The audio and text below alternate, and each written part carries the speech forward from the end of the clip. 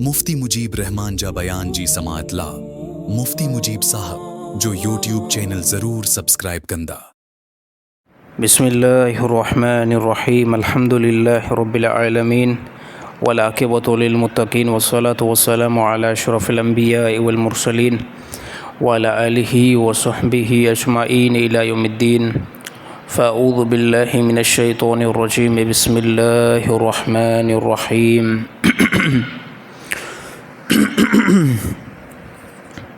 वक़ालल्लाहु तआला कुल इन कुंतुम तुहिब्बूनल्लाह फत्तबिऊनी युहब्बिबकुमुल्लाह। वक़ालल्लाहु तआला फ़ी मक़ामिन आख़िर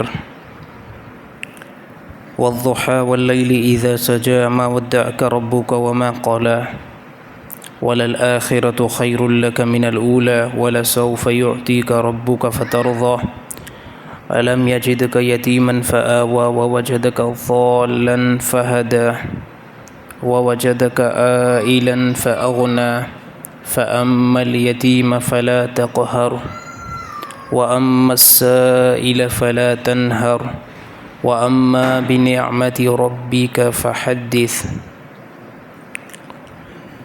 वक़ालल्लाहु तआला फ़ी मक़ामिन आख़िर वमा अर्सलनाक इल्ला रहमतल लिल आलमीन। सदक़ल्लाहुल अज़ीम। वक़ालन नबिय्यु सल्लल्लाहु अलैहि वसल्लम अना ख़ातमुन नबिय्यीन ला नबिय्य बअदी।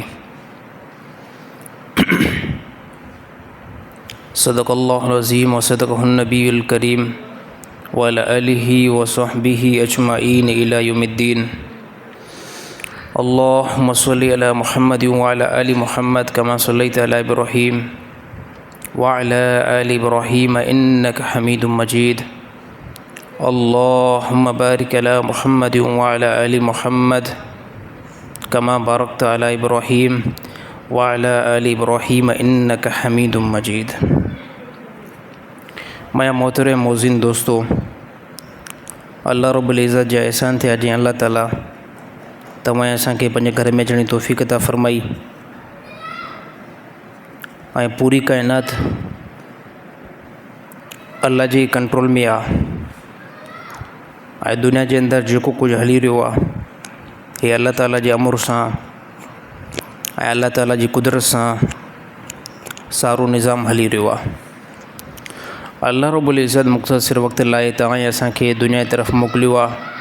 हक़ीक़ी जेकी ज़िंदगी आहे उहा आख़िरत जी आहे ऐं उहा ज़िंदगी कॾहिं बि ख़तमु थियण वारी न आहे।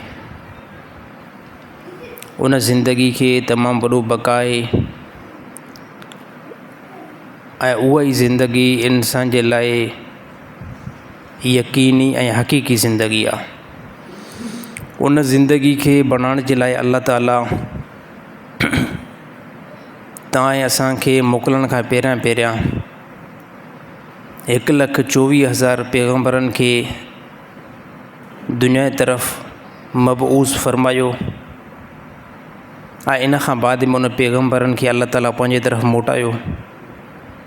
हाणे उन पैगम्बरनि जो सिलसिलो ख़तमु आहे ऐं हे असां तमामु मुसलमाननि जो ईमान आहे त नबी सल्लल्लाहु अलैहि वसल्लम खां बाद में रिसालत ख़तमु आहे, नबूवत ख़तमु आहे ऐं नबी सल्लल्लाहु अलैहि वसल्लम आख़िरी नबी आहिनि जंहिंजो ज़िक्र क़ुरान हकीम में बि आहे ऐं जंहिंजो ज़िक्र रसूलुल्लाह सल्लल्लाहु अलैहि वसल्लम जे फ़रमनि में बि आहे। क़ुरान हकीम में अल्लाह ताला ज़िंदगी गुज़ारण जो हिकु बहितरीनु नमूनो बयानु कयो आहे ऐं उहो नमूनो रसूलुल्लाह सल्लल्लाहु अलैहि वसल्लम जी ज़ात आहे। साईं हिननि खे तंग था कनि ॾाढो, हिन खे छिके करे ॿाहिरि करे ॿीहर हेॾे चुप करे वेही रह।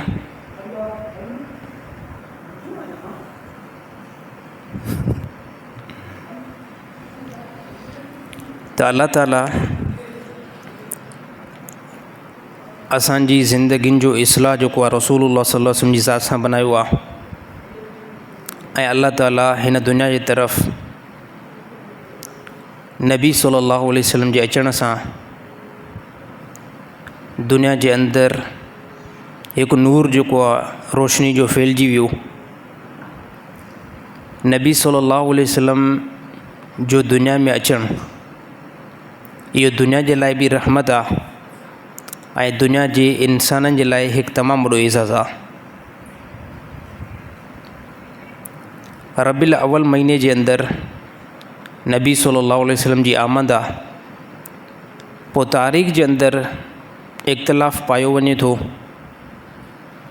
बाज़ रिवायतुनि जे मुताबिक़ तारीख़ी कुतुब जे अंदरि मशहूरु जेको मुसलमाननि जे अंदरि आहे उहो 12 रबीउल अव्वल आहे। बाक़ी 8 रबीउल अव्वल बि रसूलुल्लाह सल्लल्लाहु अलैहि वसल्लम जी पैदाश अचे थी। 9 रबीउल अव्वल बि नबी सल्लल्लाहु अलैहि वसल्लम जी पैदाश अचे थी। 10 रबीउल अव्वल बि रसूलुल्लाह सल्लल्लाहु अलैहि वसल्लम जी पैदाश मुबारक काफ़ी कुतुब जे अंदरि ॿुधाई वञे थी। 17 रबीउल अव्वल बि नबी सल्लल्लाहु अलैहि वसल्लम जी पैदाश ॿुधाई वञे थी। बाक़ी उम्मत जे अंदरि जेको मशहूरु कौल आहे ऐं जंहिं ते हिन टाइम पूरी उम्मत बीठी आहे उहो 12 रबीउल अव्वल आहे। ऐं 12 रबीउल अव्वल मशहूरु त आहे पर यकीनी न आहे, छो त जंहिं टाइम नबी सल्लल्लाहु अलैहि वसल्लम हिन सरज़मीन ते आया हुया त यकीन तौर ते नबी सल्लल्लाहु अलैहि वसल्लम जो वालिद साहिब बि हिन दुनिया जे अंदरि न हुयो ऐं कोई अहिड़ो यानी माहिर बंदो हुयो बि न जेको रसूलुल्लाह सल्लल्लाहु अलैहि वसल्लम जी तारीख़ खे नोट करे ऐं उन टाइम रसूलुल्लाह सल्लल्लाहु अलैहि वसल्लम जी विलादत जे टाइम इंसाननि जे ज़हन जे अंदरि इहा ॻाल्हि बि न हुई ऐं इहो तसवुर बि न हुयो त हे जेको ॿारु पैदा थियो आहे इन जी हुकूमत ऐं इन जो मज़हब पूरी दुनिया जे मथां हलंदो। इहो बि यकीन तौर ते उन ज़माने में कंहिं क़िस्म जो कोई बि उन ज़माने जे माण्हुनि जे दिलि जे अंदरि या ज़हन जे अंदरि तसवुर न पियो वञे। बाक़ी नबी सल्लल्लाहु अलैहि वसल्लम उन ई साल जे अंदरि पैदा थिया हुया जंहिं साल अबरा जो लश्कर आयो हुयो काबे खे टिराइण जे लाइ ऐं उहे ईअं ई अलाह ताला उन्हनि खे हलाकु कयो ऐं वापसि मोटी विया।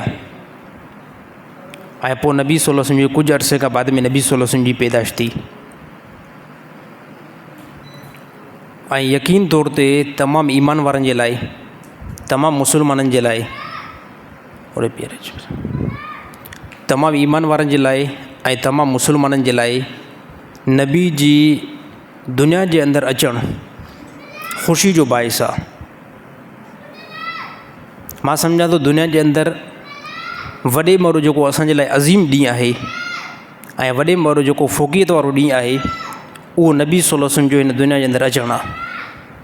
छाजे करे त नबी सल्लल्लाहु अलैहि वसल्लम हिन दुनिया जी तरफ़ जीअं जो आया हिन टाइम जेकॾहिं अगरि मां मिंबर ते वेठो आहियां ऐं बयानु कयां थो ऐं बयान खां बाद में तव्हांखे नमाज़ थो पढ़ायां ऐं तव्हांखे नेकी जो हुकुम थो कयां ऐं तव्हांखे बुराई खां रोकियां थो त यकीन तौर ते इहो जेको मां कमु कयां थो इन जे पोयां रसूलुल्लाह सल्लल्लाहु अलैहि वसल्लम जी ताक़त आहे। बसि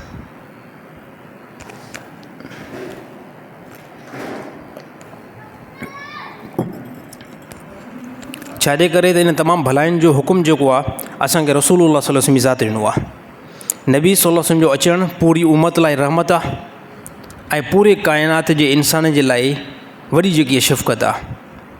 नबी सल्लल्लाहु अलैहि वसल्लम जीअं जो हिन दुनिया जे अंदरि आया अचण सां ई दुनिया जा जेके मरल आहिनि उहे चेंजिंग जी तरफ़ अचणु शुरू थी विया। जीअं काफ़ी कुतुब जे अंदरि ॿुधायो वियो आहे त नबी सल्लल्लाहु अलैहि वसल्लम जंहिं राति नबी सल्लल्लाहु अलैहि वसल्लम जी विलादत थी त शाम जे अंदरि हिकिड़ी माड़ी हुई, बिल्डिंग हुई जंहिंजे अंदरि 200-300 साल खां वठी करे हिकु बाहि ॿरंदी अचे पई ऐं जंहिं बाहि जी इबादत माण्हू कनि पिया। जंहिं राति रसूलुल्लाह सल्लल्लाहु अलैहि वसल्लम जी पैदाश थी आहे, आमद थी आहे, उन राति उहा बाहि जेकी विसाइजी वई। आसमान ते बि अजीबो ग़रीब कैफ़ियत छाइजी वई ऐं ज़मीन ते बि अजीबो ग़रीब कैफ़ियत छाइजी वई हे रसूलुल्लाह सल्लल्लाहु अलैहि वसल्लम जे अचण सां। बाक़ी नबी सल्लल्लाहु अलैहि वसल्लम जेको मक़ाम आहे उन मक़ाम खे अलाह ताला क़ुरान हकीम में काफ़ियुनि जॻहनि ते नोट अदा फ़रमायो आहे। जीअं अलाह ताला क़ुरान हकीम में फ़रमायो असां रोज़ानो सूरत यासीन पढ़ंदा आहियूं, हालांकि इन सूरत यासीन जे तफ़सीर ऐं माना जी असांखे ख़बर नथी पवे, छो त यासीन जा पहिरियों जेके अल्फ़ाज़ आहिनि यासीन वल क़ुरआनिल हकीम इन्नका लमिनल मुरसलीन, माना बीहे थी यासीन रसूलुल्लाह सल्लल्लाहु अलैहि वसल्लम नालो आहे, वल क़ुरआनिल हकीम कसम आहे हिन क़ुरान हकीम जो, इन्नका लमिनल मुरसलीन तूं असांजे रसूलनि मंझां आहीं। हाणे तमामु मुफ़सिरनि फरमायो त ज़मीन आसमान जे जोड़ण खां पहिरियां याने हे ज़मीन जेकी जुड़ियल न आहे, आसमान जो कोई निज़ाम न आहे ऐं इंसान जे अचण जो कोई तसवर न आहे। हिन दुनिया जे निज़ाम जे अचण खां पहिरियां 2000 साल पहिरियां अल्लाह ताला फरमायो यासीन वल क़ुरानिल हकीम इन्नका लमिनल मुरसलीन। याने मालूम थिए थो त अञा आदम अलैहिस्सलाम जी मिट्टी बि जेकी आहे गॾु न थी आहे, अञा मूसा अलैहिस्सलाम पैगम्बर न थियो आहे, तमामु पैगम्बरनि जी हिस्ट्री सेट न थी आहे। इन टाइम अल्लाह ताला मुहम्मद मुस्तफ़ा सल्लल्लाहु अलैहि वसल्लम जो ज़िक्र थो करे।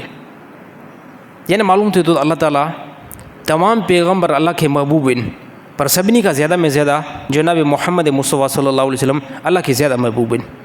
इन जे करे अल्लाह ताला ख़ातमुन नबीयीन बनायो ऐं आख़िरी रसूल बनायो। ॿिए मक़ाम ते अल्लाह ताला रसूलुल्लाह सल्लल्लाहु अलैहि वसल्लम जो हुस्न जो बयानु कयो। पोइ अल्लाह ताला उनखे हिन तरीक़े ते बयानु कयो वद्दुहा वल्लैलि इज़ा सजा मा वद्दअका रब्बुका वमा क़ला। हाणे हे आयतूं अल्लाह ताला उन टाइम नाज़िल था फरमायूं जंहिं टाइम काफ़िरनि तान ॾिनो, नबी सल्लल्लाहु अलैहि वसल्लम मथां कुझु टाइम जे लाइ वही बंदि थी वई, कुझु अरसे जे लाइ रसूलुल्लाह सल्लल्लाहु अलैहि वसल्लम मथां वही जा आसार बंदि थी विया ऐं काफ़िरनि इहा ॻाल्हि मके जे अंदरि मशहूरु कई त नबी सल्लल्लाहु अलैहि वसल्लम खां उनजो रब नाराज़ थी वियो आहे। पोइ अल्लाह ताला जॾहिं क़ुर नाज़िल कयो, हे अल्लाह ताला जनाब मुहम्मद मुस्तफ़ा सल्लल्लाहु अलैहि वसल्लम खे तसल्ली ॾिनी वद्दुहा वल्लैलि इज़ा सजा। ए रोशन चेहरे वारा नबी, वल्लैलि इज़ा सजा ऐं कारी ज़ुल्फ़ुनि वारा नबी, मा वद्दअका रब्बुका वमा क़ला। तोखां तुंहिंजो रब कंहिं क़िस्म जो कोई बि जेको नाराज़ न आहे थियो। मा वद्दअका रब्बुका वमा क़ला वलल आख़िरतु ख़ैरुल लका मिनल ऊला। ऐं बहितर पछाड़ी नेक माण्हुनि जी आहे। हे अल्लाह ताला तसल्ली ॾिनी रसूलुल्लाह सल्लल्लाहु अलैहि वसल्लम खे। अल्लाह ताला हुस्न जो बयानु कयो वज़ुहा। हाणे वज़ुहा जा 2 टे मतिलब थींदा आहिनि। वज़ुहा जो हिकिड़ो इहो मतिलबु आहे जंहिं टाइम सिज जेको आहे पंहिंजी बुलंदी ते ईंदो आहे उनखे ज़ुहा वक़्तु चइबो आहे। ॾिसो राति हूंदी आहे, राति बिल्कुलु कारी हूंदी आहे, सिज जीअं जो अचणु शुरू थींदो आहे इन खां बाद में उहो सिज दुनिया खे जेको रोशन कंदो आहे। पर रसूलुल्लाह सल्लल्लाहु अलैहि वसल्लम जेको चेहरो मुबारक आहे उन दुनिया जे तमामु इंसान खे हिदायत वारो बनायो। ऐं 3 मक़ाम ते अल्लाह ताला हीअं फरमायो वमा अरसलनाका इल्ला रहमतल लिल आलमीन। नबी खे असां नबी खे ईअं बिल्कुलु दुनिया जी तरफ़ न आहे मोकिलियो, पर नबी खे असां दुनिया जे लाइ रहमत करे मोकिलियो आहे ऐं सिर्फ़ु मुस्लमाननि जे लाइ न बल्कि तमामु काफ़िरनि जे लाइ बि। रसूलुल्लाह सल्लल्लाहु अलैहि वसल्लम तमामु वॾो इतदाल हूंदो हुयो। नबी सल्लल्लाहु अलैहि वसल्लम जो तमामु वॾो इतदाल हूंदो हुयो। नबी सल्लल्लाहु अलैहि वसल्लम ज़ाती दुश्मनी कंहिं बि काफ़िर सां पंहिंजे एतबार सां न रखी। ॾिसो दुश्मनी आहे अल्लाह जे लाइ, दुश्मनी आहे अल्लाह जे लाइ, इन खां बाद में दोस्ती बि आहे अल्लाह जे लाइ। ज़ाती एतबार सां नबी सल्लल्लाहु अलैहि वसल्लम कॾहिं बि कंहिं रिवायत में नथो मिले त नबी सल्लल्लाहु अलैहि वसल्लम क़ौमी एतबार सां कंहिं सां दुश्मनी रखी हुजे। नबी सल्लल्लाहु अलैहि वसल्लम बिल्कुलु ज़ाती एतबार सां दुश्मनी कंहिं काफ़िर सां बि न रखी। हा दुश्मनी इन एतबार सां काफ़िरनि सां हुई त उहे काफ़िर अल्लाह जा इनकारी हुआ, नबी जी रिसालत जा इनकारी हुआ। इन एतबार सां इन बेस ते उन काफ़िरनि सां लड़ाई हुई। बाक़ी ज़ाती एतबार सां नबी सल्लल्लाहु अलैहि वसल्लम कंहिं क़िस्म जो कोई बि कंहिं सां लड़ाई न कई आहे। नबी सल्लल्लाहु अलैहि वसल्लम जो पंहिंजो मामूल त इहो हूंदो हुयो, पर नबी सल्लल्लाहु अलैहि वसल्लम पंहिंजे साहिबनि ऐं शागिर्दनि खे बि सेम इहा तालीमात ॾिनी। हज़रत अली साईं हिकिड़े मरतबे के जंग में हेठि लथा, जंग में हेठि हज़रत अली साईं लथा। उन जंग में काफ़िर जे मथां चढ़िया, उन काफ़िर खे मारण जे बिल्कुलु क़रीब हुया, सीने ते जड़ी करे वेठा ऐं खंजर कढी करे तलवार कढी करे उन काफ़िर खे हणण ते हुया। पोइ उन काफ़िर जो का बेअदबी कई, उन जेकी आहे थुक कढी करे हज़रत अली साईं खे हईं। उहा थुक हज़रत अली साईं खे लॻी। पोइ हज़रत अली साईं उन सीने खां उथिया ऐं साइड ते थी करे जेको बीठा। त पोइ काफ़िर हैरान थियो, उन चयो त इहा मां बेअदबी इन एतबार सां कयमि त हाणे त हूअं बि मरां थो, पर कम से कम हिकिड़ी बेअदबी त करे वठां, ऐं तव्हां जेको सीने खां उथी करे साइड ते थी करे बिल्कुलु बीठव। पोइ हज़रत अली साईं फरमायो त जेको मां पहिरियों तोखे क़तलु कयां पियो उन में 100% जेकी रज़ा हुई न उहा अल्लाह जी हुई, ऐं हाणे जेको आहे न हाणे जेकी तूं थुक उछली आहे न हाणे इन में मुंहिंजी पंहिंजी जेको ज़ाती दुश्मनी बि अटैच थी वई आहे ऐं मुंहिंजी पंहिंजी ज़ाती दुश्मनी अटैच थी वई आहे। हाणे कंहिं क़िस्म में कोई मां तोखे क़तल न कंदुमि। हाणे मां तोखे पंहिंजे इख़्तियार खां क़तल पियो कयां, पंहिंजी दुश्मनी एतबार सां क़तल पियो कयां, इन एतबार सां मां तोखे छॾे थो ॾियां। त काफ़र ओॾो मुतासिर थियो, काफ़र हैरान थियो त भेण हे बि के इख़लाक़ आहिनि, हे बि का तालीम आहे। पंहिंजी ज़ाती दुश्मनी जे एतबार सां नथा लड़नि, हा लड़नि था अल्लाह जी रज़ा जे लाइ लड़नि था ऐं अल्लाह जी दुश्मनी जे लाइ असां लड़नि था। छाजे करे असां काफ़र अल्लाह जा दुश्मन आहियूं, रसूल जा दुश्मन, इन एतबार सां असां लड़ाई कंदा। काफ़र हैरान थी करे ऐं काफ़र मुस्लमान थी वियो। त काफ़र खे झटको लॻो। हक़ीक़त में हिन ज़माने में जेकॾहिं कोई असांजी असां कंहिं सां लड़ाई कयूं त उहो जेकॾहिं बेअदबी बि करे त असां उन नमूने सर्क जेको आहे क़लम करे छॾींदासीं। छाजे करे त हिकु नंबर ते उन ते असांखे बाहि बीठी हूंदी आहे, ॿिए नंबर ते उहो मुंहिंजी गुस्सागी थो करे। पर हे रसूलुल्लाह सल्लल्लाहु अलैहि वसल्लम जी तालीम आहे त नबी सल्लल्लाहु अलैहि वसल्लम कुफ़ार सां जंहिं टाइम बि लड़िया ऐं इहो ॿुधायूं तव्हां सां जेकी दुश्मनी आहे उहा अल्लाह जे लाइ दुश्मनी आहे ऐं जेकी तव्हां सां क़िताल कयूं था उहो बि अल्लाह जे लाइ आहे। इन जे करे अल्लाह ताला फ़रमायो मुहम्मद मुस्तफ़ा सल्लल्लाहु अलैहि वसल्लम खे असां दुनिया जी तरफ़ जेको मोकिलियो आहे हिकु बहितरीनु नमूनो करे तव्हांजे इंसान जी तरफ़ मोकिलियो आहे। मौजूदा ज़माने जे अंदरि 1972 जे अंदरि हिकु ईसाई हुयो, ॿारहीं कंट्री जे अंदरि हिकु ईसाई 1972 खां वठी करे ग़ालिबन 1992 ताईं, विच में 15-20 साल जी उनजी तहक़ीक़, उन इन 20 सालनि जे अंदरि हिकिड़ो किताबु ठाहियो, तमामु वॾो किताबु, जंहिं किताब जो नालो ईअं रखियईं त दुनिया जा 100 ताक़त वारा शख़्सियात ऐं 100 उहे बंदा जंहिंखे पूरी दुनिया बिल्कुलु मञियो आहे।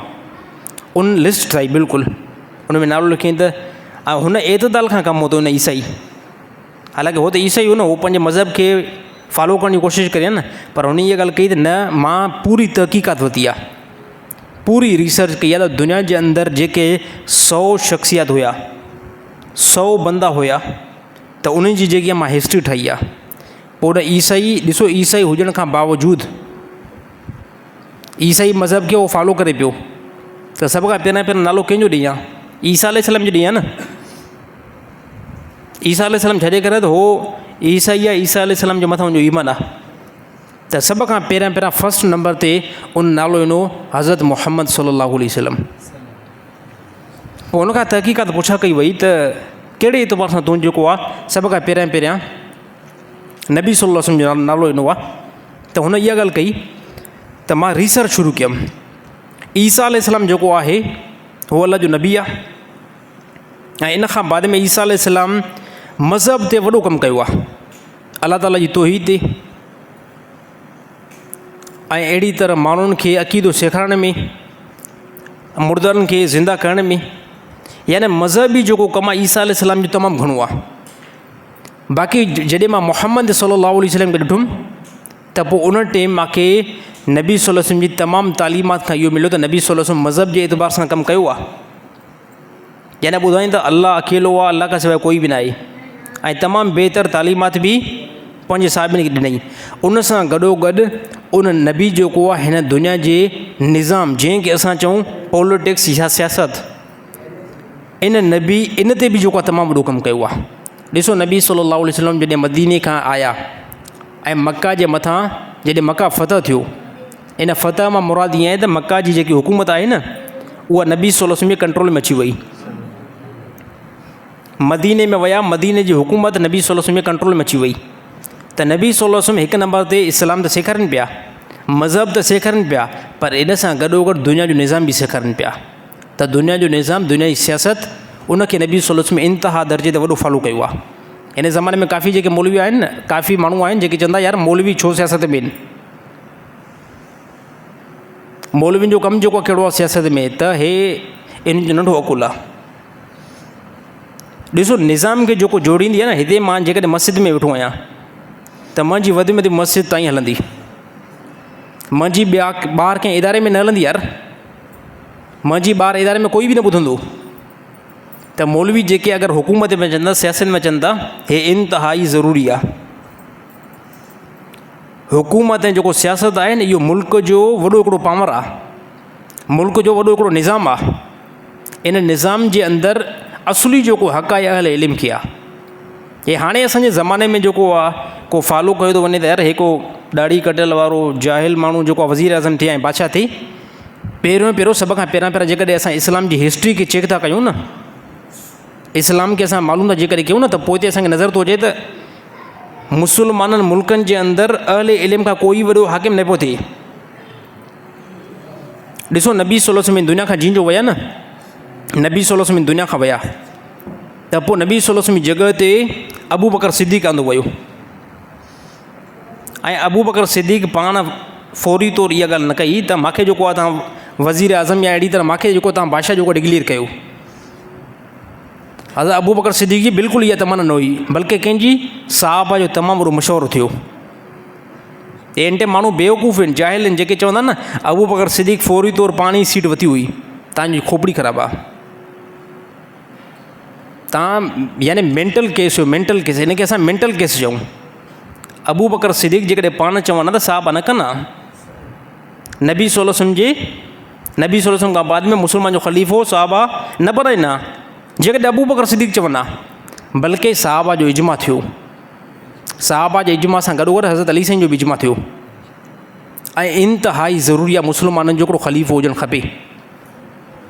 ख़लीफ़े खे जेकॾहिं मां डिसाइड कयां हिन ज़माने में, जीअं असांजे मुल्क जो ॾिसो बादशाह आहिनि, बादशाह त ख़लीफ़ो बि सेम बादशाह वांगुरु हूंदो आहे। हा, बाक़ी ख़िलाफ़त जे अंदरि ऐं बादशाही जे अंदरि रूल कुझु चेंज आहिनि, बाक़ी असुली जेको मफ़हूम आहे उहो बिल्कुलु सेम आहे।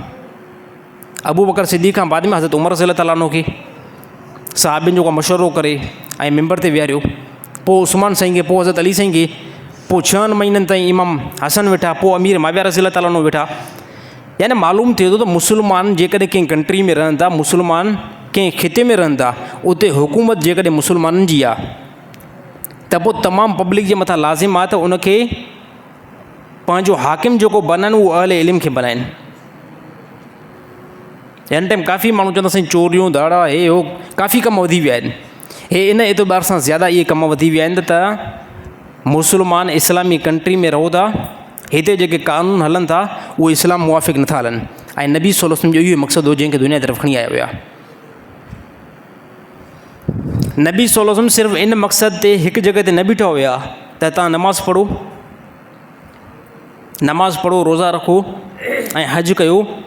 सिर्फ़ु एसि ताईं नबी सल्लल्लाहु अलैहि वसल्लम अल्लाह जो क़स्म महदूद न हुया, उम्मत खे नबी सल्लल्लाहु अलैहि वसल्लम एसि ताईं महदूद न कयो आहे, बल्कि नबी सल्लल्लाहु अलैहि वसल्लम फरमायो इहा त हिकिड़ी अल्लाह ताला जी इबादत आहे, पर हिते जेको निज़ाम हलंदो न, निज़ाम हिन सरज़मीन ते जेके निज़ाम हलंदो न, उहो निज़ाम कंहिंजो हलंदो, उहो निज़ाम अल्लाह जो हलंदो। इन सां गॾु नबी सल्लल्लाहु अलैहि वसल्लम इहा ॻाल्हि यकीनी तौर ते कई आहे त तव्हां मुस्लमान जिदोजिद कयो, कोशिशि कयो, तव्हां नमाज़ पढ़ो था, तव्हां रोज़ा रखो था, हज कयो था, पर इन सां गॾोगॾु इंतिहाई ज़रूरी आहे त तव्हां पंहिंजे मुल्कनि जे अंदरि इस्लामी क़ानून आणण की कोशिशि कयो। ऐं हिन टाइम तमामु वॾा ख़सारा असांखे इन करे नज़र था अचनि।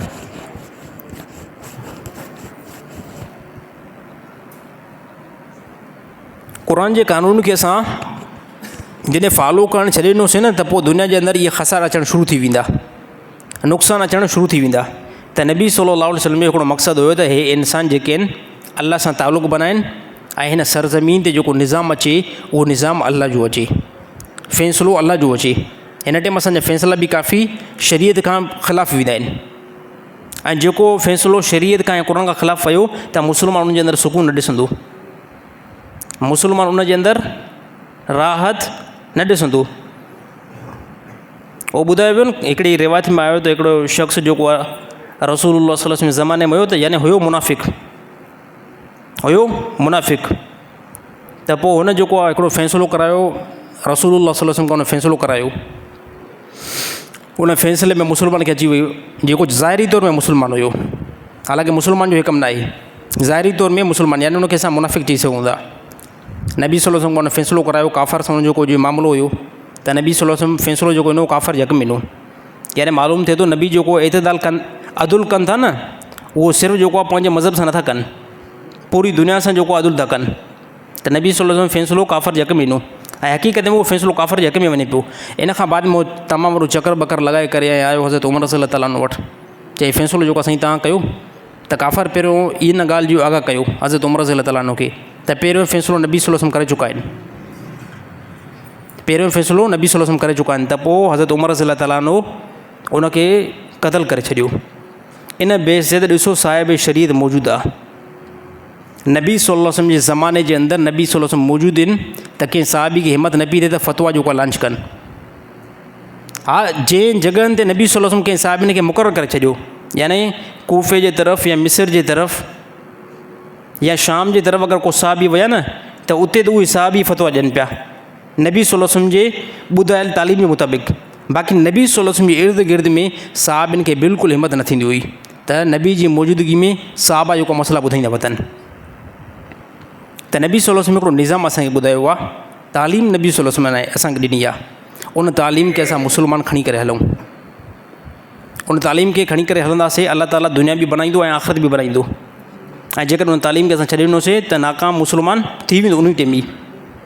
त नबी सल्लल्लाहु अलैहि वसल्लम जो अचणु दुनिया में तमामु उम्मत मुस्लमान जे लाइ तमामु वॾी रहमत बि आहे ऐं बरकत बि आहे ऐं असांजे लाइ तमामु वॾी सआदत आहे।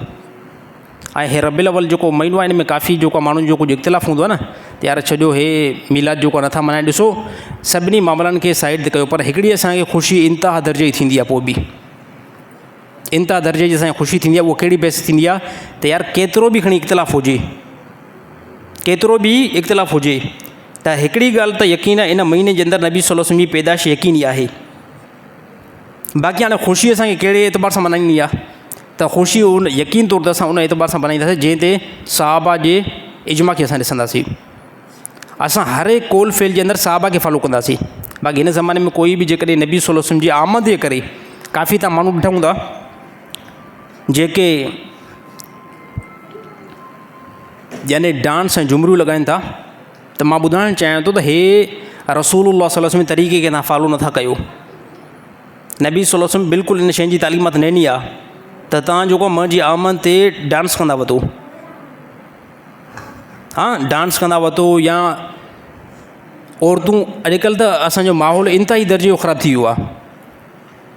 काफ़ी औरतूं नात ख़्वानी पढ़ंदियूं आहिनि, नात ख़्वानी काफ़ी औरतूं हिते तव्हांजे असांजे इलाइक़े में इहो माहौल नथो हले। काफ़ी औरतूं नात ख़्वानी पढ़नि थियूं, नात ख़्वानी जे अंदरि सभ खां पहिरियां पंहिंजी मोबाइल खोले करे ऐं वीडियो जेको ठाहिनि थियूं। त मां कसम खणां थो हिन औरतुनि जे मथां नात ख़्वानी पढ़ण खां बावजूद बि लानत ईंदी। इहा औरत उहा आहे जंहिंखे नबी सल्लल्लाहु अलैहि वसल्लम एतिरो पाबंद बनायो आहे त इहा इन औरत जो आवाज़ बि घर खां ॿाहिरि न निकिरे। औरत क़ुर पढ़े थी, क़ुर बहितरीन क़िरात सां पढ़े थी, त इस्लाम हुकुम ॾिनो त नामहरम मर्द क़ुर बि न ॿुधे। त हिन ज़माने में असांजी मुस्लमान जूं औरतूं अलाए काॾे थियूं वञनि, त साम्हूं माण्हू ई चवंदा यार साईं तव्हांजी खोपड़ी जेको आहे ठीकु त न आहे, हे औरत पढ़े त नात थी न, त मां बि ॾिसां थो नात थी पढ़े, मां बि ॾिसां थो इहा नात थी पढ़े। पर इन नात पढ़ण खां बावजूद बि इन औरत जे मथां अलाह ताला जी रहमत न ईंदी। छाजे करे इन हिजाब जो नबी सल्लल्लाहु अलैहि वसल्लम हुकुम ॾिनो आहे। नबी सल्लल्लाहु अलैहि वसल्लम खां बाद में वॾे में वॾो हुकुम जेको आहे उहो अलाह ताला जो आहे। अलाह ताला हिजाब जो हुकुम ॾिनो आहे। त बहरहाल नबी सल्लल्लाहु अलैहि वसल्लम जी आमद जी हर हिकु ईमान वारे मुस्लमान खे ख़ुशी थींदी आहे। बाक़ी उल्टो लेबल इहो असांखे लॻायो वेंदो आहे त यार हिननि खे जेको आहे नबी सल्लल्लाहु अलैहि वसल्लम जी आमद जी ख़ुशी न आहे। मां चवां थो उहो मुस्लमान दुनिया जे अंदरि थी नथो सघे। उहो बंदो बिल्कुलु मुस्लमान कहिड़े एतबार सां उहो मुस्लमान थींदो जंहिंखे रसूलुल्लाह सल्लल्लाहु अलैहि वसल्लम अचण जी ख़ुशी न थिए, साईं उहो को मुस्लमान थी सघे थो? दुनिया में अफ़ज़ल तरीन जेको ॾींहुं आहे न, आला में आला, यानी उहो ॾींहुं आहे जंहिं ॾींहुं रसूलुल्लाह सल्लल्लाहु अलैहि वसल्लम पैदा थिया आहिनि। ऐं नबी सल्लल्लाहु अलैहि वसल्लम जो दुनिया में वॾे में वॾो ग़म वारो जेको ॾींहुं आहे न, अल्लाह जो कसम कंहिं साहबी जी शहादत ते एतिरो ग़म न आहे। ॾिसो करबला जो वाक़ियो असां इंतिहाई मुस्लमान ॿुधंदा आहिनि, केॾो रोअंदा आहिनि। हालांकि करबला वाक़ई जो एतिरो असांखे सदमो न आहे जेतिरो सदमो असांखे नबी सल्लल्लाहु अलैहि वसल्लम जे वञण जी तारीख़ जो आहे। छो त नबी विया त नबी सल्लल्लाहु अलैहि वसल्लम दुनिया खां विया आहिनि त अल्लाह ताला उहा रहमत बिल्कुलु बंदि करे छॾी। नबी सल्लल्लाहु अलैहि वसल्लम जेको क़दम खणनि पिया मके जे अंदरि, त अल्लाह ताला उहा रहमत जेकी नाज़िल पियो करे न, उहा रहमत बंदि थी वई। साहबा पाण इहा कैफ़ियत बयानु कई। साहबनि जो त इहो सदमो जेको आहे असांखां बर्दाश्त करणु इंतिहाई मुश्किल आहे। नबी सल्लल्लाहु अलैहि वसल्लम दुनिया खां विया आहिनि। पोइ साहबिन मफ़हूम जेको इहो बयानु कयो त ॾिसो नबी सल्लल्लाहु अलैहि वसल्लम मौजूदु हुया न, त नबी सल्लल्लाहु अलैहि वसल्लम जंहिं बि सरज़मीन ते क़दम खणनि पिया त अल्लाह ताला रहमत पियो नाज़िल करे। नबी सल्लल्लाहु अलैहि वसल्लम मके में आहिनि त अल्लाह ताला उते रहमत नाज़िल करे पियो, मदीने में हुया अल्लाह ताला उते रहमत नाज़िल करे पियो, सहाबा जी मजलिस में नबी सल्लल्लाहु अलैहि वसल्लम वेठा आहिनि। यानी हिदायत ई हिदायत आहे। ऐं नबी सल्लल्लाहु अलैहि वसल्लम जंहिं ॾींहुं विया साहिबनि चयो इहो ॾींहुं असांजे लाइ तमामु वॾो सियाह ॾींहुं हुयो, असांजे लाइ तमामु वॾो ॾुखियो ॾींहुं हुयो। त नबी सल्लल्लाहु अलैहि वसल्लम अचण जी ख़ुशी जेकी आहे हर हिकु ईमान वारे खे थींदी आहे, हर हिकु मुस्लमान खे थींदी आहे। ऐं नबी सल्लल्लाहु अलैहि वसल्लम जंहिं ॾींहुं विया आहिनि इहो ग़म हर हिकु मुस्लमान खे बि थींदो आहे। त बाक़ी इहो लेबल हिन टाइम लॻाए न वञे। असांजा काफ़ी जेके हिन टाइम मुस्लमान आहिनि न, जेके 12 रबीउल अव्वल अचण सां ई तमामु मुस्लमान खे इहा टोक ॾींदा आहिनि, यार तव्हांखे नबी सल्लल्लाहु अलैहि वसल्लम अचण जी ख़ुशी न आहे। त उन खां पोइ चओ ख़ुशी न कहिड़े एतबार सां असां कयूं ॿुधायो? ख़ुशी अचण जी तव्हां असांखे सेखारींदो, तव्हां सेखारींदो त ख़ुशी जेको कीअं मल्हाइबी आहे। यार ख़ुशी उन एतबार सां मल्हाइबी जीअं साहबा मल्हाई आहे। जेकॾहिं साहबा नबी सल्लल्लाहु अलैहि वसल्लम जी 12 रबीउल अव्वल अचण ते माज़अल्लाह अल्लाह माफ़ करे साहबा जेकॾहिं डांस कई त पोइ उमत लाइ जाइज़ आहे, पोइ हेठि उमत बि करे। कसम खणंदो साहबा हिकिड़ो फेल ज़रे बराबरि बि न कयो आहे। रबीउल अव्वल जे महीने खां अलावा जेकॾहिं को मर्द डांस करे उनजे बारे में छा हुकुम हूंदो आहे? उनजे बारे में असां छा चवंदा आहियूं? यार हे ॾिसो हे मुस्लमान जी तहज़ीब न आहे, औरत का डांस करे हे कमु भलो आहे? बिल्कुलु कबी फेल आहे, हराम फेल आहे। त पोइ रसूलुल्लाह सल्लल्लाहु अलैहि वसल्लम आमद में जेकॾहिं उन ई तरीक़े खे तव्हां इस्तेमालु कयो जेको पहिरियों गुनाह आहे, त पोइ हाणे उहो कीअं जाइज़ थी वेंदो? हे बिल्कुलु ग़लति आहे। त इल्म खे वठो, नबी सल्लल्लाहु अलैहि वसल्लम जी तालीमात खे वठो, ऐं जंहिं बि नबी सल्लल्लाहु अलैहि वसल्लम जी तालीमात खे वठो आहे त उहो कॾहिं बि जेको आहे गुमराह न थींदो। अल्लाह सां तालुक़ु बनायो, अल्लाह खां हिदायत घुरंदा कयो, अल्लाह खां हिदायत घुरंदा कयो। हर हिकु मौक़े ते नमाज़ पढ़ी करे अल्लाह खां हिदायत घुरो, अल्लाह ताला खां सिधो रस्तो घुरो। ॾिसो सूरत फ़ातिह पढ़ंदो असां उन जे अंदरि अल्लाह ताला खां इक़रार था कयूं, इहदिना सिरातल मुस्तक़ीम, या अल्लाह असांखे सीधे रस्ते ते हला। ऐं पोइ इहदिना सिरातल मुस्तक़ीम सिरातल लज़ीना अनअमत अलैहिम ग़ैरिल मग़ज़ूबि अलैहिम वलद्दालिन। हाणे असां साफ़ तौर ते असां हिकिड़ो इक़रार कयोसीं, या अल्लाह असांखे सीधे रस्ते ते हला, उन रस्ते ते हला जंहिं रस्ते ते तूं इनाम कयो आहे। यानी उहो यकीन तौर ते रस्तो कंहिंजो आहे? उहो रस्तो पैगम्बरनि जो रस्तो आहे। ऐं उन रस्ते ते असांखे बिल्कुलु न हला जंहिं रस्ते ते तुंहिंजो ग़ज़ब आहे। त अल्लाह ताला खां हिदायती बंदो तो दुआ घुरे ऐं अहिड़ी तरह कोशिशि करे पंहिंजी ज़िंदगी रसूलुल्लाह सल्लल्लाहु अलैहि वसल्लम जे तरीक़े जे मुताबिक़ गुज़ारी। इन जे अंदरि असांजी फलाही त लिखियलु आहे। त दुआउनि खे क़बूलु करण जो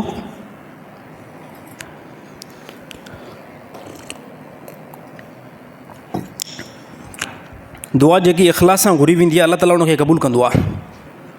जेकी दुआ इख़लास सां घुरी वेंदी आहे त अल्लाह ताला उनखे क़बूलु कंदो आहे। ऐं दुआ जे अंदरि ध्यानु बि थियणु खपे। हिकिड़ो वाक़ियो आयो हजाज बिन यूसुफ़ जे बारे में। हजाज बिन यूसुफ़ मुस्लमान जो हिकिड़ो बादशाह आहे ऐं तारीख़ जे अंदरि आयो त यानी बादशाह आहे पर तमामु वॾो ज़ालिम बादशाह हुयो हजाज बिन यूसुफ़। उन तमामु जेको आहे आलमनि खे बि क़तल कराए छॾियो हुयो कंहिं ज़माने में। यानी जल्दबाज़ तमामु घणो हुयो, जल्दबाज़ हुयो मुस्लमान पर जल्दबाज़ इंतिहा दर्जे जो हूंदो हुयो। हणी करे हिकु आलमनि जे टोले खे घुराई, उन्हनि सां जेको हजाज बिन यूसुफ़ मुक़ाबिलो न पियो करे सघे, उन्हनि सां बिल्कुलु मुक़ाबिलो न पियो करे सघे। हिन पखे खे थोरो तेज़ थींदो थोरो कयोसि। उन्हनि सां मुक़ाबिलो हजाज बिन यूसुफ़ न पियो करे सघे। त हजाज बिन यूसुफ़ चयो त हाणे इन सां मां हमिलो नेट कयां कीअं? पोइ उन्हनि खे 70 या अहिड़ी तरह 70 या 60 जेको आलिम हुया उन्हनि खे चयो मां तव्हांजी दावत थो कयां, तव्हां मुंहिंजी दावत ते अचो। त हजाज बिन यूसुफ़ उन्हनि जी दावत ते उहे 70 आलिम आया। उन्हनि चयो यार लॻे थो हजाज बिन यूसुफ़ हाणे सिधो थी वियो आहे, जेको दावत करे थो यानी ईअं सम्झो ख़ैर ख़्वाही कंदो न हाणे त। पोइ हणी करे हजाज बिन यूसुफ़ उन्हनि 70 आलिम खे हराम खाराए छॾियो। ॾिसो हराम जो असरु हूंदो आहे, दुआ क़बूल न थींदी।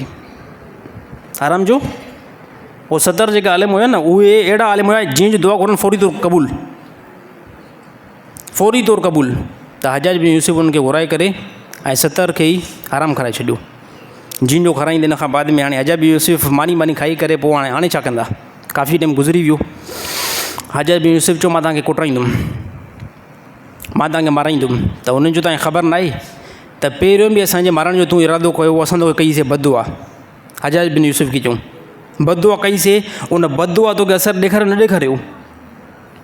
त आलमनि चयो हाणे बि असां उहा तोखे बददुआ कंदासीं।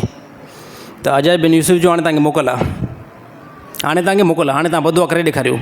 अची करे साईं मौलवी साहब आलिम अची करे दुआ घुरियूं, आमीन चवनि दुआ क़बूल थिए ई न। ॿी दुआ घुरी करे आमीन चवनि, दुआ क़बूल थिए ई न। हाणे करे उन्हनि खे पूरो कराए छॾियईं, माराए छॾियईं। एतिरो यानी ज़ालिम बादशाह हुयो। हाणे इन वाक़े मां मालूम थिए थो हराम खाइण खां बाद में चङे भले दीनदार जी बि दुआ क़बूल न थींदी। हराम खाइण खां, हराम खाओ दुआ क़बूल न थींदी। दुआ क़बूल थियण जा कोई रीज़न आहिनि। अहिड़ी तरह हजाज बिन यूसुफ हिकिड़े दफ़े उमिरि ते वियो, उमिरि ते तवाफ़ पियो करे, उते ॾिठईं हिकिड़े नाबीन खे ॾिठईं, नाबीन खे ॾिठईं चकर लॻाए पियो। परे खां ॾिठईं या नाबीन हे हरम जे साम्हूं रोए छा जे कां थो। अच्छा रोए न पियो, साम्हूं ईअं ई बसि दुआ घुरे पियो। ॾिठईं काफ़ी टाइम खां वठी करे उहो नाबीन दुआ पियो करे। हजाज बिन यूसुफ पंहिंजो तवाफ़ जेको आहे कंदे कंदे 2-3 चकर रहियल हुया। अची पुछा कंहिं चए अड़े अंदा यकी ताईं तूं हिते बीठो आहे भला छा ॾे कां। चए आयो आहियां हिते नाबीन ऐं अखियूं वठणु आयो आहियां, अखियूं वठणु आयो आहियां। त हजाज बिन यूसुफ चयो अच्छा केतिरो टाइम थियो। चए हेतिरो टाइम थियो आहे, यानी महीनो खनि ॿुधाईंसि। चए अखियूं न मिलियूं अञा ताईं। चए अञा ताईं अखियूं न मिलियूं। चए हजाज बिन यूसुफ जे बारे में ॿुधो अथई न ॿुधो अथई। चए साईं ॿुधो आहे, वॾो ज़ालिम बादशाह आहे ऐं माण्हुनि खे तकड़ि में जेको माराए बि छॾींदो आहे अगरि कावर लॻे त। चए तो ख़बर पवे त उहो हजाज बिन यूसुफ मां आहियां। हाणे हे तवाफ़ मां हिते पूरो थो कयां, 2-3 चकर रहियल आहिनि, मोटी अचां थो। अगरि अखियूं तुंहिंजूं न आहिनि थियल त पोइ तुंहिंजो सर कलम आहे, तुंहिंजो सर वियो। नाबीन खे फिफड़ी लॻी पिण, हे अखियूं वठणु आयुमि, हाणे त जेकी मुंडी थी वञे, सर थो वञे। अची बि नाबीन रोअणु शुरू कयो, इंतिहाई दर्जे जो नाबीन जेको रुनो, रोई रोई रोई। जॾहिं हजाज बिन यूसुफ जो आख़िरी तवाफ़ पूरो थियो ऐं उमिरि जा अहकाम पूरा अची करे पुछा कईं अड़े नाबीन ॿुधा अखियूं थियूं न। नाबीन जो साईं बिल्कुलु अखियूं थी वियूं आहिनि। नाबीन खे चई यकी ताईं मिड़ छा थो करे, दिलि सां दुआ ई नथो करे। चए असली जेका दुआ इन हालत इन कैटेगरी में घुरबी आहे। त हक़ीक़त में असां बि जेकी दुआ घुरंदो उहा मिड़ आहे, या अलाह हे कमु कंदे, या अलाह हे कमु थींदो न थींदो, या अलाह हे कमु थींदो न थींदो। असली जेकी दुआ आहे उहा सीरियस थी करे अलाह सां घुरो,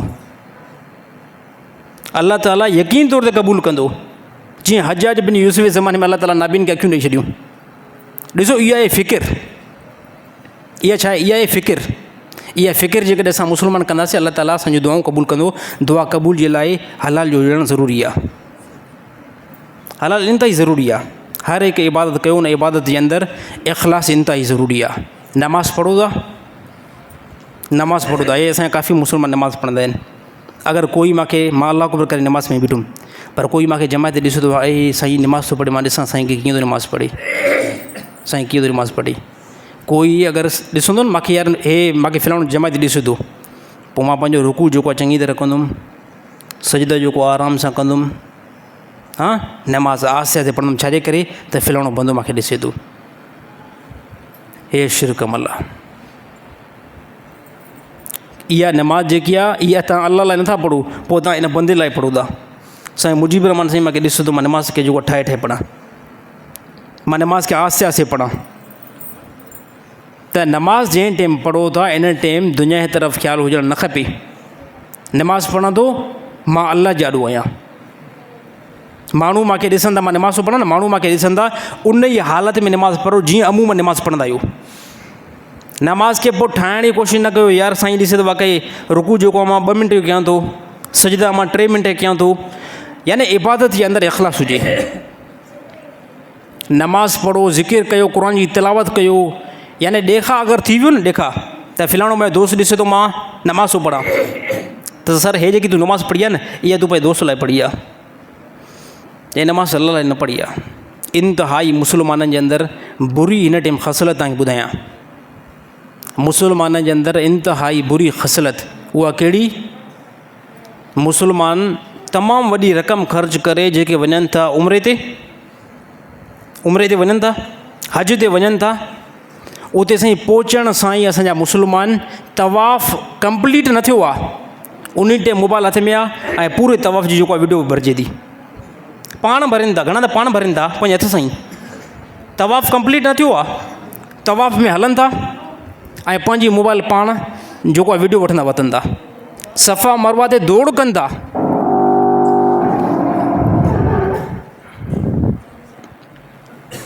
हलो, सफ़ा मरवा ते दौड़ कनि था ऐं उते जेको मोबाइल खुलियल आन लॻी पई आहे ऐं वीडियो जेको आहे शूट कंदा वञनि था, हलक कराइनि था, मथे खे ठोड़ करंदा, हे रुकुन आहे, उते जेको आहे वीडियो लॻी पई आहे।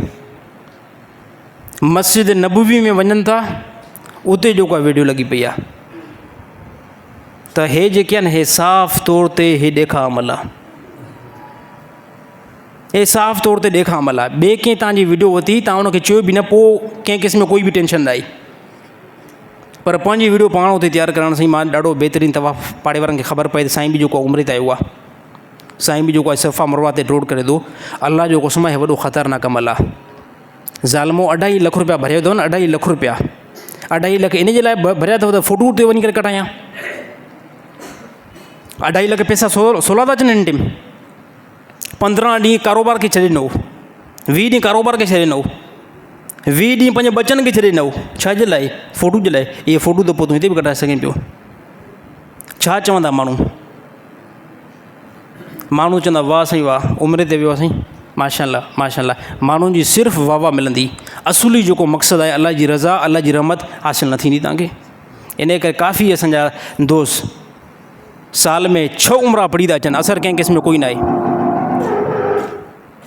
साल में 6 उमिरा असांजा काफ़ी मुस्लमान पढ़ी था अचनि, 5 उमिरा साल में पढ़नि था, 2 त लाज़मी पढ़नि था, मोटी अचनि था, कंहिं क़िस्म जो कोई बि असरु न आहे। इहो सॼो इहो ई जेको आहे फॉल्ट आहे। असांजे नौजवान मर्दनि खे साइड कयो, मुस्लमान जूं औरतूं हाणे नथियूं मुड़नि, मुस्लमान जूं औरतूं नथियूं मुड़नि। यार पंजाब वारनि जी छा ॻाल्हि कयूं, कराची वारनि जी छा ॻाल्हि कयूं, तव्हांजी हेठि लालकाणो काफ़ी शदाद कोट जूं बि कुझु मुस्लमान जूं औरतूं जेके वयूं हूंदियूं उमिरि ते, वीडियो जेको आहे रिकॉर्ड हरम जे अंदरि, मस्जिद नबवी जे अंदरि। हाणे त मां सम्झां थो अल्लाह माफ़ करे को इन मुस्लमान जे मथां अज़ाब न अचे। हे को शूटिंग जी माज़अल्लाह जॻह थोरी आहे। हरम जेको आहे ख़ासि आहे इबादत लाइ, नबी सल्लल्लाहु अलैहि वसल्लम जी मस्जिद नबवी जेकी ख़ासि आहे उहा इबादत लाइ, या उहा शूटिंग जे लाइ तयारु कई हुई आहे माज़अल्लाह, अल्लाह माफ़ करे। या अक्सर इहो फाट लॻो पियो आहे त तौबा इस्तग़फ़ार कयो। जंहिं बि उमिरनि ते विया उहो तौबा इस्तग़फ़ार कयो, ॿीहर इहो कमु करण जी कोशिशि न कयो। इन जे करे असां मुस्लमाननि जे हज खां मोटी अचण खां बाद में बि, उमिरि खां मोटी अचण खां बाद में बि असरु कंहिं क़िस्म जो कोई बि न आहे। हिकिड़ो असरु हूंदो न, असरु बीठो हूंदो आहे। यार हिकिड़ो लख नमाज़ पढ़ी आयो आहे, हरम में हुकुम छा आहे त नमाज़ पढ़ी आयो, लख नमाज़ जो अजुर मिलंदो। लख नमाज़ जो कुझु त कुझु तासुर हूंदो, उहो तासुर अॼु उहो मुस्लमान खे नसीबु थिए ई नथो। त अल्लाह ताला जेकॾहिं इहा सादत ॾे, अल्लाह ताला उमिरि ते वञण जी सादत ॾे, इन शइ खां बचण जी कोशिशि कयो। तवाफ़ कयो, सफ़ा मरवा ते दौड़ लॻायो, इन मोबाइल खे रखे छॾियो, रूम में रखे छॾियो। बिलफर दोस्तनि ॿाहिरि का पिक्चर वरिती त कोई मसइलो न आहे, ॿाहिरि को मिलनि, दोस्त माइट मिलनि, हरम खां ॿाहिरि कढायो, उते कंहिं क़िस्म में कोई बि जेको टेंशन न आहे। दोस्त मिली आहे उते ठीकु आहे, वीडियो बि बनायो, उनखे बि असां बहितर नथा सम्झूं, पर हिकिड़ा दोस्तनि सां ई उन्हनि वरिती, ॿाहिरि वठण जी कोशिशि कयो, अंदरि वठण जी कोशिशि न कयो।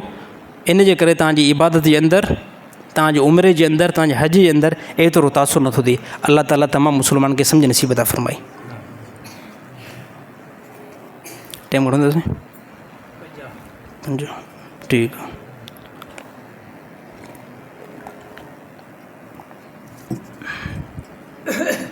सही नबी सल्लल्लाहु अलैहि वसल्लम जी पैदाशी तारीख़ छा आहे? मां पहिरियों ॿुधाए चुकमि इहा, इन में इख़्तिलाफ़ आहे, उम्मत जो इख़्तिलाफ़ आहे। रसूलुल्लाह सल्लल्लाहु अलैहि वसल्लम जी पैदाशी जे अंदरि उम्मत जो इख़्तिलाफ़ आहे। मशहूरु जेको कौल आहे पूरी उम्मत जे अंदरि उहो 12 रबीउल अव्वल आहे, पर इन ते इहो तहक़ीक़ी कौल यकीनी कौल न आहे। 12 रबीउल अव्वल पूरी उम्मत जे अंदरि मशहूरु आहे, पर इहो यकीनी न आहे। बाक़ी रिवायत जे अंदरि 8 रबीउल अव्वल बि आहे, 9 रबीउल अव्वल बि आहे, 10 रबीउल अव्वल बि आहे, 12 रबीउल अव्वल बि आहे, 17 रबीउल अव्वल बि आहे।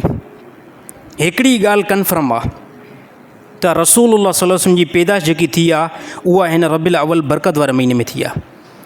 ऐं यकीन तौर ते हर ईमान वारो, हर मोमिन, हर मुसलमान जे लाइ यकीन तौर ते हे जेको महीनो आहे इहो तमामु ताज़ीम वारो महीनो आहे। छाजे करे इन ॾींहं जे अंदरि कंहिं साहिबी जी पैदाश न आहे, बल्कि इन ॾींहं जे अंदरि काइनात जे रसूल जी पैदाश आहे। जंहिं रसूल जे अचण सां पूरी काइनात जे अंदरि नूर फैलिजी वियो, हिकु इल्म जो, हिकु रोशनी जो, पूरी दुनिया जे अंदरि। हिन टाइम तव्हां सभु मुस्लमान वेठा आहियो। वल्लाह मां कसम खणी करे ॻाल्हि कयां थो, रसूलुल्लाह सल्लल्लाहु अलैहि वसल्लम जे सदक़े सां, नबी सल्लल्लाहु अलैहि वसल्लम जी जिदोजहद सां, नबी सल्लल्लाहु अलैहि वसल्लम जी महिनत सां, इहे असां सभु जेको आहे हिन टाइम ईमान वारा मुस्लमानियूं मस्जिद में वेठा आहियूं। मां मिंबर ते वेठो आहियां ऐं तव्हांखे नमाज़ थो पढ़ायां। इन जे पोयां असुली महिनत रसूलुल्लाह सल्लल्लाहु अलैहि वसल्लम जी आहे। बाक़ी मोमिननि जे लाइ तमामु वॾो ख़ुशी जो इहो महीनो आहे। बाक़ी इन में तरीक़ो ख़ुशी जे एतबार सां उनखे ई फॉलो करणो पवंदो जंहिंखे साहबा जेको आहे फॉलो कयो आहे। बाक़ी इन खां अलावा ॿियो जेको बि तरीक़ो इस्तेमालु कयो वेंदो, यानी उनखे असां बिदत जेको आहे चई सघूं था, ॿियो कुझु नथा चई सघूं। अल्लाह ताला तमामु मुस्लमान खे अमल करण जी तौफ़ीक़ अता फ़रमाए। छा साईं नसवार ॾियण सां वज़ू फासिद थींदो या न थींदो? न थींदो। नसवार ॾियण सां वज़ू फासिद न थींदो, गंदो फेल आहे। नसवार ॾियण सां वज़ू फासिद न थींदो। नसवार ॾियणु कबी फेल आहे, ख़राबु फेल आहे।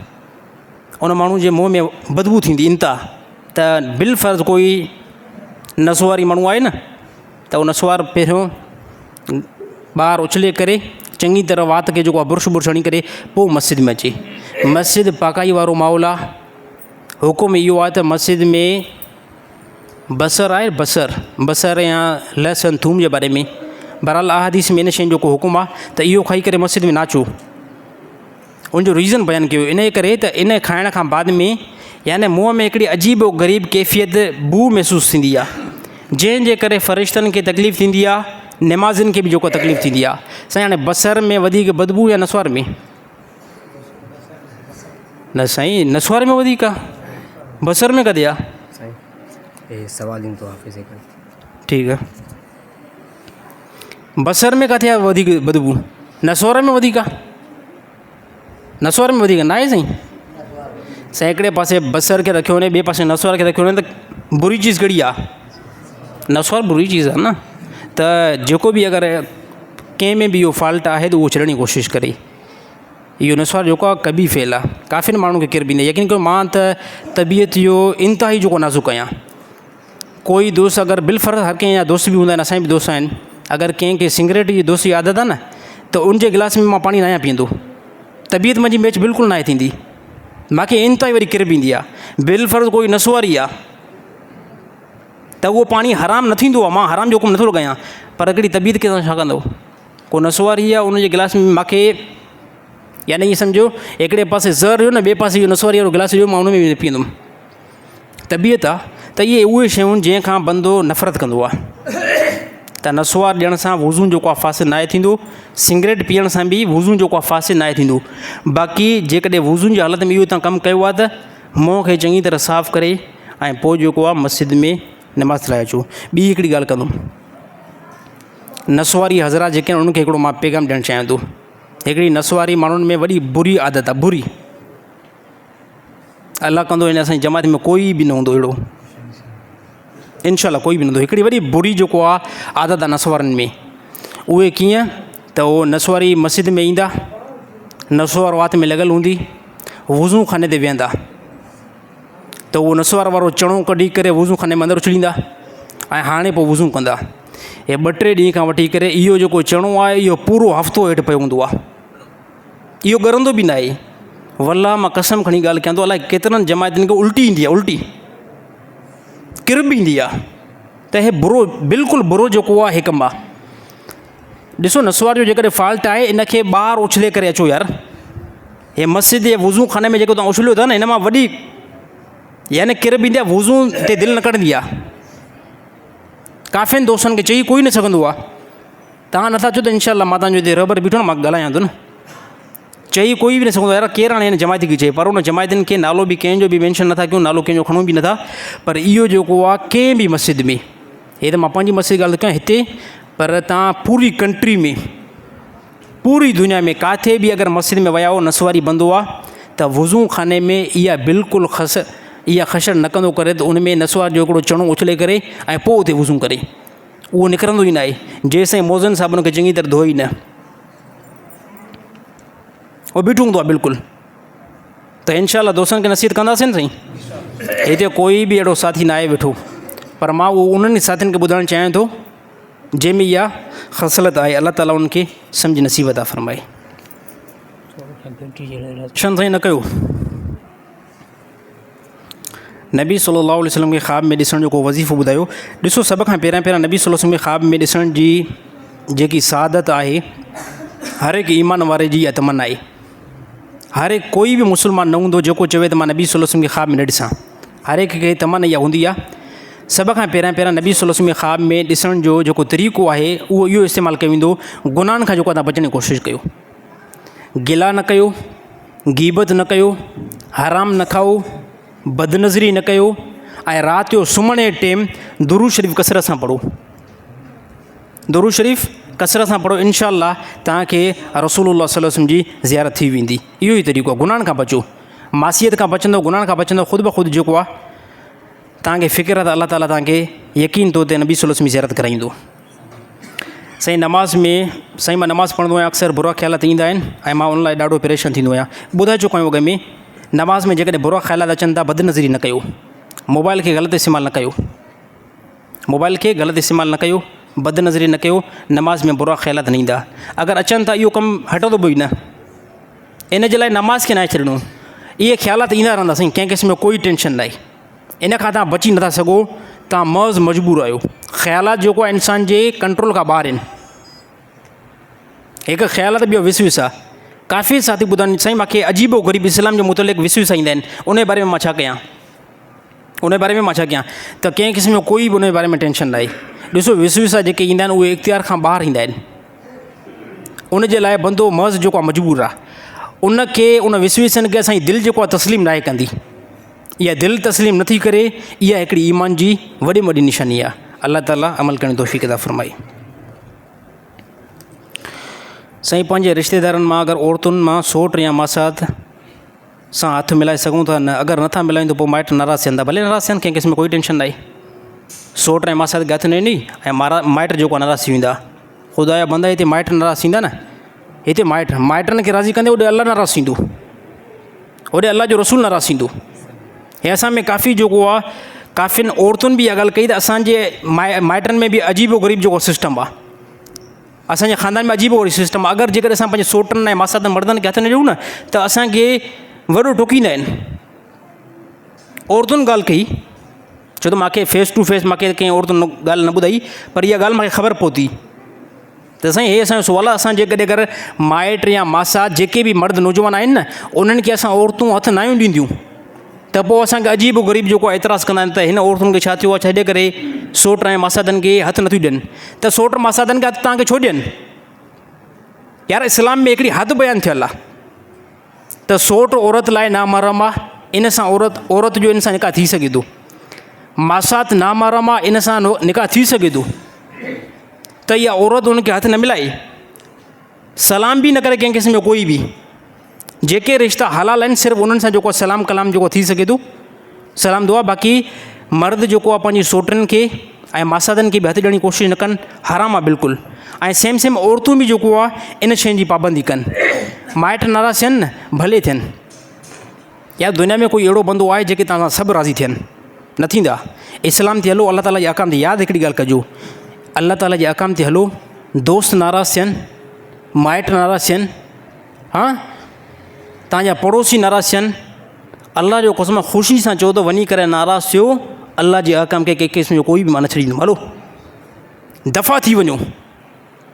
दोस्त जेकॾहिं अलाह ताला जे हुकुम खां तव्हांखे रोके थो न, दोस्त खे चओ दफ़ा थी वञ, तुंहिंजी वैल्यू कुझु बि न आहे अलाह जे अहकाम जाॾो। अलाह जे अहकाम जाॾो तुंहिंजी का हैसियत ई न आहे। तोसां दोस्ती हुई अलाह जे लाइ, हाणे दफ़ा थी वञ, तोसां कंहिं क़िस्म जो कोई बि दोस्ती न आहे। रिश्तेदार नाराज़ थियनि न, भले थियनि, कंहिं क़िस्म जो कोई बि टेंशन न आहे अलाह जे हुकुम जे अंदरि। बाक़ी जेकॾहिं को दुनियावी मामलात आहे त उन में जेको आहे पोइ सुलह करण जी कोशिशि कयो। अलाह ताला सम्झ नसीब अता फ़रमाए। साईं, अगरि जुमे जूं 4 रकायतूं सुनत घर खां पढ़ी करे पोइ जुमे फ़र्ज़ु नमाज़ लाइ वञूं त उहो अमल कीअं आहे? जाइज़ आहे बिल्कुलु। नबी सल्लल्लाहु अलैहि वसल्लम अता के ईअं फरमायो आहे त घर में सुनत ऐं नफ़िल खे पढ़ंदा कयो। इहे सुनत ऐं नफ़िल घर में पढ़णु बिल्कुलु अफ़ज़ल आहे। पंहिंजे घरनि खे क़ब्रिस्तान न बनायो।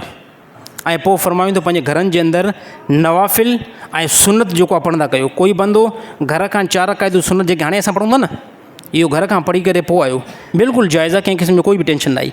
हालांकि हुकुम आहे त तव्हां सुनत जेको आहे वञी करे घर में पढ़ो। इन जे लाइ त तव्हां घर में जंहिंजो सुनत पढ़ंदो ऐं नफ़िल नमाज़ पढ़ंदो, तव्हांजी औलाद तव्हांखे ॾिसंदी त वाक़ई ॾिसंदी यार हे असांजो वालिद साहिबु जेको आहे त इहो छा थो करे। औलाद जे मथां असरु पवंदो त अॼु औलाद खे ख़बर पवंदी हे नमाज़ आहे, हे रुकू आहे, हे सजदा आहिनि। त हिन में इहो हिकिड़ो फ़ाइदो थींदो। ॿियो फ़ाइदो इहो थींदो त अल्लाह ताला जी रहमत मस्जिद में त 24 घंटा नुज़ुल थिए थी, पर जंहिंजो नमाज़ पढ़ंदो तव्हांजे घर में बि अल्लाह ताला जी रहमत जेको आहे नाज़िल थींदी। त घर में सुनत नमाज़ पढ़ंदा कयो ऐं नफ़िल बि पढ़ंदा कयो। नमाज़ में बीहण में 2 पेरनि जो मुफ़ासिलो केतिरो हुजणु खपे? नॉर्मल रखणु खपे, जेतिरो इंसानु बीह सघे ओतिरो मुफ़ासिलो रखे। सराहतन इन जे बारे में का हदीस वारिद न आहे थियल त साईं पेरनि जो मुफ़ासिलो असां केतिरो रखण जी कोशिशि कयूं। इन जे बारे में सराहत का बि हदीस न आहे। बाक़ी उलमा जेको इन जो तहक़ीक़ी जाइज़ो कढियो आहे तक़रीबन 8 इंच जे या 1 गिराट जे क़रीब, एतिरो जेको आहे 2 पेरनि जे दरमियान मुफ़ासिलो रखे सघूं था। अमूमन इंसान जी जेतिरी हाइट आहे पंहिंजे हालत जे एतबार सां उनजो एतिरो मुफ़ासिलो थी वेंदो आहे। इंसान ख़ुदि ब ख़ुदि पंहिंजे पेरनि खे नॉर्मल रखंदो न त इहो 1 गिराट 8 इंच जेतिरो मुफ़ासिलो बि बसि एतिरो ई करे।